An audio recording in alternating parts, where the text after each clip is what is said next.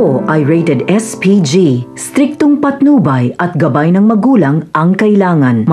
Isang mapagpalang araw mga kapamilya. Masusukol na nga ni Ramon ang kanyang anak na si Tanggol.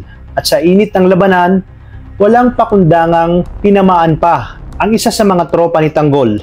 Pero teka, ano kaya ang magiging hatol ni Ramon kapag nadiskubre niyang sila pala mismo ang nagpanggap na pulis? Samantalang si Olivia naman ay sinamantala ang bangayanin na Ramon, Tanggol at Marites para matupad ang matagal na niyang plano. Hahampasin niya ito ng bote at igagapos. Pagkatapos ito ay gagawin niyang bihag. Kaya sa pag-uwi ni Ramon, wala na siyang Marites na maaabutan. Ang isipin pa niya ay lumayas na ito at sumama kay Rigor.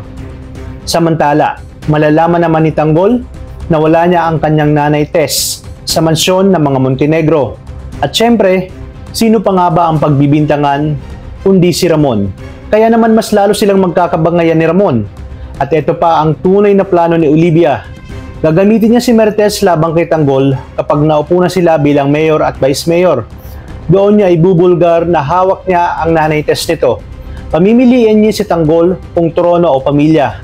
Grabe ang ambisyon na yan. At hindi pa tapos kasi haharap na sa interview ang boylet ni Roberto at ibubulgar na niya ang lahat ng baho nito. Ikakagulot ng lahat. Pero ang lahat ng ito ay pakana ni Olivia. Pinagsasabay-sabay niya na guluhin ang mga Montenegro at Guerrero.